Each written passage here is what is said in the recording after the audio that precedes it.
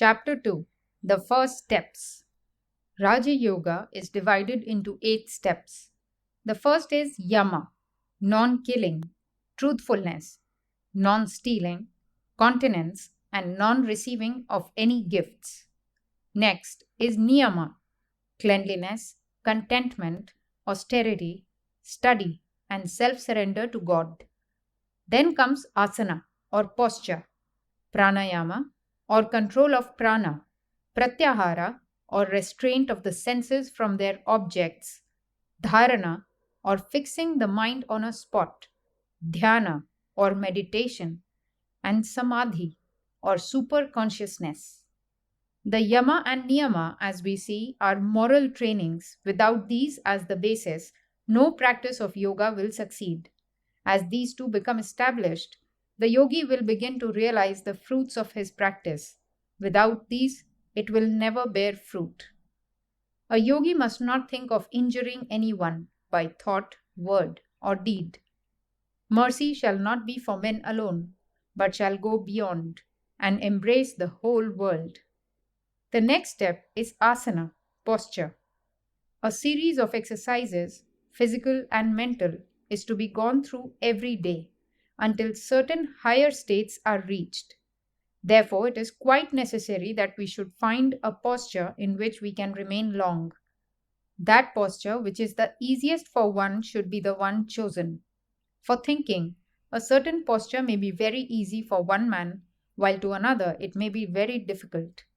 We will find later on that during the study of these psychological matters, a good deal of activity goes on in the body. Nerve currents will have to be displaced and given a new channel. New sorts of vibrations will begin. The whole constitution will be remodeled, as it were. But the main part of the activity will lie along the spinal column, so that the one thing necessary for the posture is to hold the spinal column free, sitting erect, holding the 3 parts, the chest, neck, and head, in a straight line. Let the whole weight of the body be supported by the ribs, and then you have an easy natural postures with the spine erect. You will easily see that you cannot think very high thoughts with the chest in. This portion of the yoga is a little similar to the Hatha Yoga, which deals entirely with the physical body, its aim being to make the physical body very strong. We have nothing to do with it here, because its practices are very difficult and cannot be learned in a day, and after all, do not lead to much spiritual growth. Many of these practices you will find in Delsarte and other teachers, such as placing the body in different postures, but the object in these is physical, not psychological. There is not one muscle in the body over which a man cannot establish a perfect control. The heart can be made to stop or go on at his bidding, and each part of the organism can be similarly controlled. The result of this branch of yoga is to make men live long. Health is the chief idea, the one goal of the Hatha Yogi. He is determined not to fall sick, and he never does. He lives long. 100 years is nothing to him.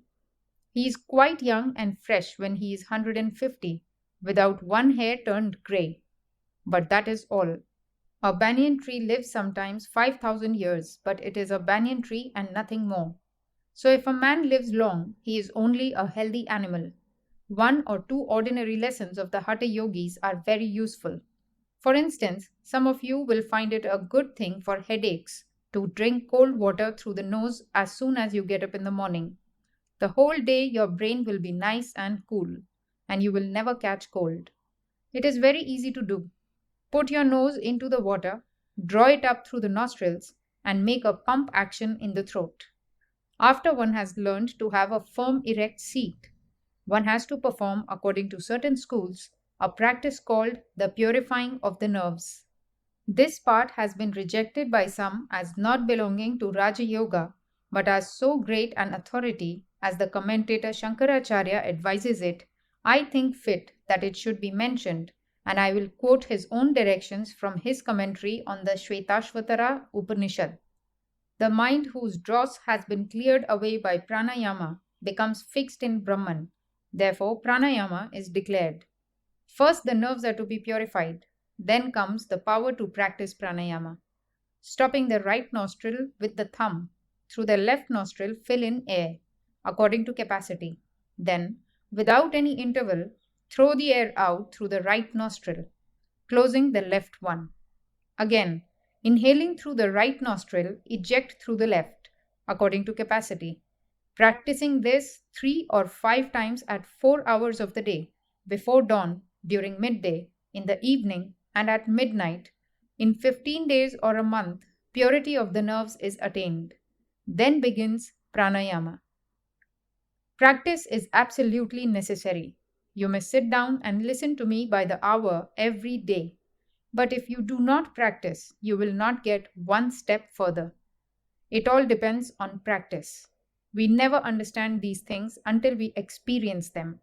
We will have to see and feel them for ourselves. Simply listening to explanations and theories will not do. There are several obstructions to practice. The first obstruction is an unhealthy body. If the body is not in a fit state, the practice will be obstructed. Therefore, we have to keep the body in good health. We have to take care of what we eat and drink and what we do.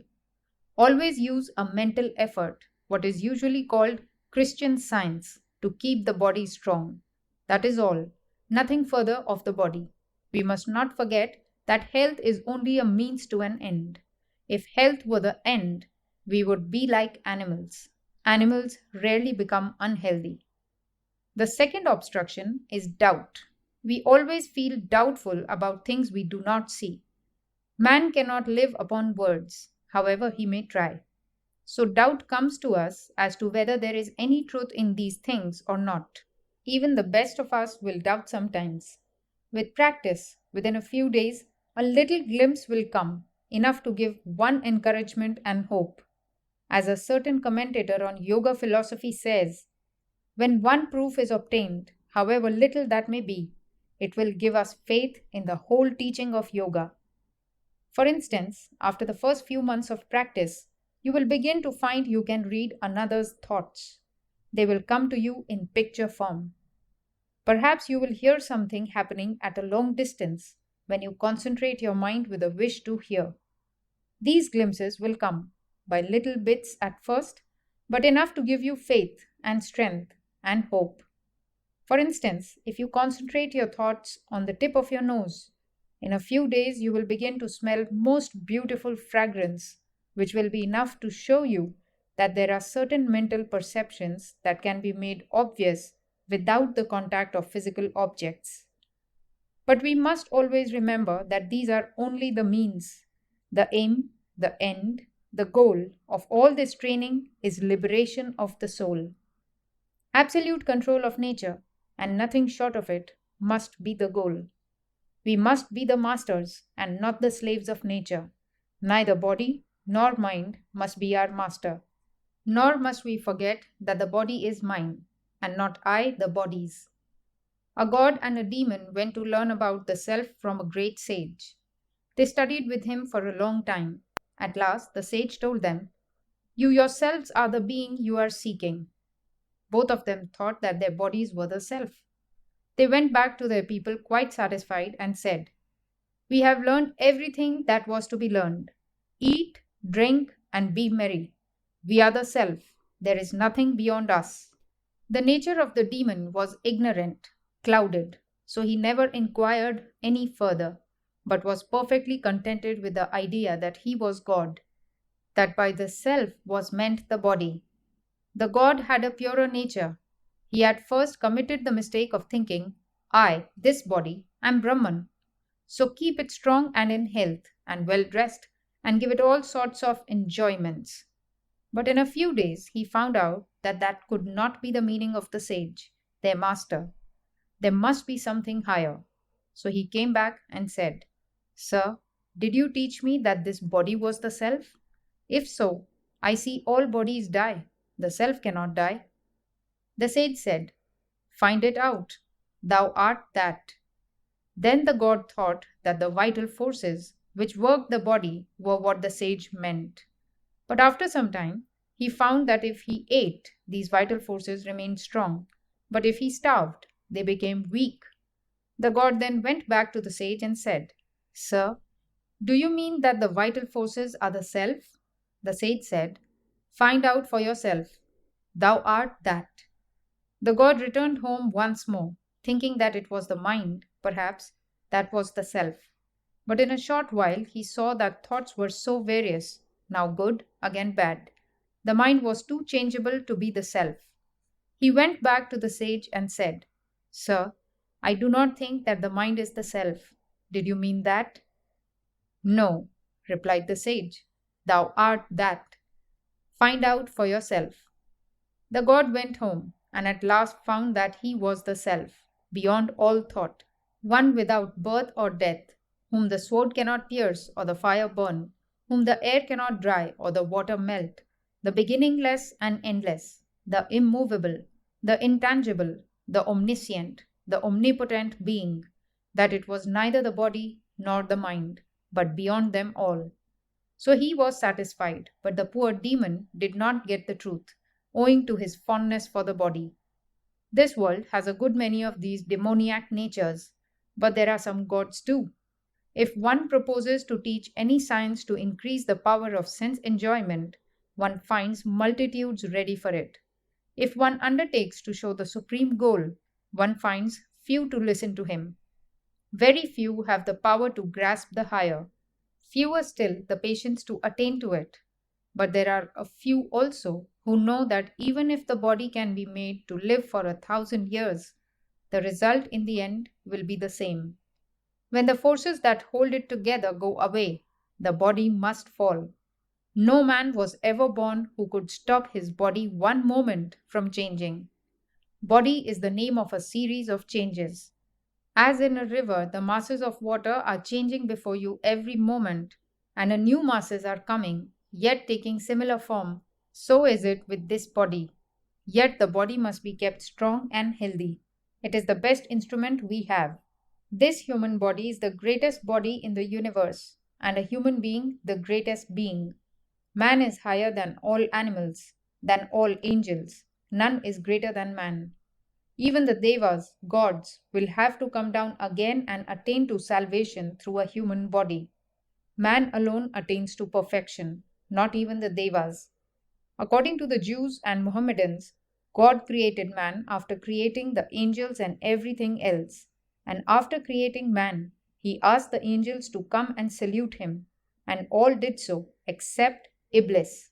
So God cursed him and he became Satan. Behind this allegory is the great truth that this human birth is the greatest birth we can have. The lower creation, the animal, is dull and manufactured mostly out of tamas. Animals cannot have any high thoughts, nor can the angels or devas attain to direct freedom without human birth. In human society, in the same way, too much wealth or too much poverty is a great impediment to the higher development of the soul. It is from the middle classes that the great ones of the world come. Here the forces are very equally adjusted and balanced. Returning to our subject, we come next to pranayama, controlling the breathing. What has that to do with concentrating the powers of the mind? Breath is like the flywheel of this machine, the body. In a big engine, you find the flywheel first moving, and that motion is conveyed to finer and finer machinery until the most delicate and finest mechanism in the machine is in motion. The breath is that flywheel, supplying and regulating the motive power to everything in this body. There was once a minister to a great king. He fell into disgrace. The king, as a punishment, ordered him to be shut up in the top of a very high tower. This was done, and the minister was left there to perish. He had a faithful wife, however, who came to the tower at night and called to her husband at the top to know what she could do to help him. He told her to return to the tower the following night and bring with her a long rope, some stout twine, packed thread, silken thread, a beetle, and a little honey. Wondering much, the good wife obeyed her husband and brought him the desired articles. The husband directed her to attach the silken thread firmly to the beetle, then to smear its horns with a drop of honey, and to set it free on the wall of the tower with its head pointing upwards. She obeyed all these instructions, and the beetle started on its long journey. Smelling the honey ahead, it slowly crept onwards in the hope of reaching the honey, until at last it reached the top of the tower, when the minister grasped the beetle and got possession of the silken thread. He told his wife to tie the other end to the pack thread, and after he had drawn up the pack thread, he repeated the process with the stout twine, and lastly with the rope. Then the rest was easy. The minister descended from the tower by means of the rope and made his escape. In this body of ours, the breath motion is the silken thread. By laying hold of and learning to control it, we grasp the packed thread of the nerve currents, and from these the stout twine of our thoughts, and lastly the rope of prana, controlling which we reach freedom. We do not know anything about our own bodies. We cannot know. At best, we can take a dead body and cut it in pieces, and there are some who can take a live animal and cut it in pieces in order to see what is inside the body. Still, that has nothing to do with our own bodies. We know very little about them. Why do we not? Because our attention is not discriminating enough to catch the very fine movements that are going on within. We can know of them only when the mind becomes more subtle and enters, as it were, deeper into the body. To get the subtle perception, we have to begin with the grosser perceptions. We have to get hold of that which is setting the whole engine in motion. That is the prana, the most obvious manifestation of which is the breath. Then, along with the breath, we shall slowly enter the body, which will enable us to find out about the subtle forces, the nerve currents that are moving all over the body. As soon as we perceive and learn to feel them, we shall begin to get control over them and over the body. The mind is also set in motion by these different nerve currents, so at last we shall reach the state of perfect control over the body and the mind, making both our servants. Knowledge is power. We have to get this power. So we must begin at the beginning with pranayama, restraining the prana. This pranayama is a long subject and will take several lessons to illustrate it thoroughly. We shall take it part by part. We shall gradually see the reasons for each exercise and what forces in the body are set in motion. All these things will come to us, but it requires constant practice, and the proof will come by practice. No amount of reasoning which I can give you will be proof to you until you have demonstrated it for yourselves. As soon as you begin to feel these currents in motion all over you, doubts will vanish. But it requires hard practice every day. You must practice at least twice every day, and the best times are towards the morning and the evening. When night passes into day and day into night, a state of relative calmness ensues. The early morning and the early evening are the two periods of calmness. Your body will have a tendency to become calm at those times. We should take advantage of that natural condition and begin then to practice. Make it a rule not to eat until you have practiced. If you do this, the sheer force of hunger will break your laziness. In India, they teach children never to eat until they have practiced or worshipped, and it becomes natural to them after a time. A boy will not feel hungry until he has bathed and practiced. Those of you who can afford it will do better to have a room for this practice alone. Do not sleep in that room, it must be kept holy. You must not enter the room until you have bathed and are perfectly clean in the body and mind. Place flowers in that room always. They are the best surroundings for a yogi. Also pictures that are pleasing. Burn incense morning and evening. Have no quarreling, nor anger, nor unholy thought in that room. Only allow those persons to enter it who are of the same thought as you. Then gradually there will be an atmosphere of holiness in the room, so that when you are miserable, sorrowful, doubtful, or your mind is disturbed, the very fact of entering that room will make you calm. This was the idea of the temple and the church, and in some temples and churches you will find it even now, but in the majority of them the very idea has been lost. The idea is that by keeping holy vibrations there, the place becomes and remains illumined. Those who cannot afford to have a room set apart can practice anywhere they like. Sit in a straight posture, And the first thing to do is to send a current of holy thought to all creation. Mentally repeat, let all beings be happy. Let all beings be peaceful. Let all beings be blissful. So do to the east, south, north, and west. The more you do that, the better you will feel yourself. You will find at last that the easiest way to make ourselves healthy is to see that others are healthy. And the easiest way to make ourselves happy is to see that others are happy. After doing that, those who believe in God should pray, not for money, not for health, not for heaven. Pray for knowledge and light. Every other prayer is selfish. Then the next thing to do is to think of your own body and see that it is strong and healthy. It is the best instrument you have.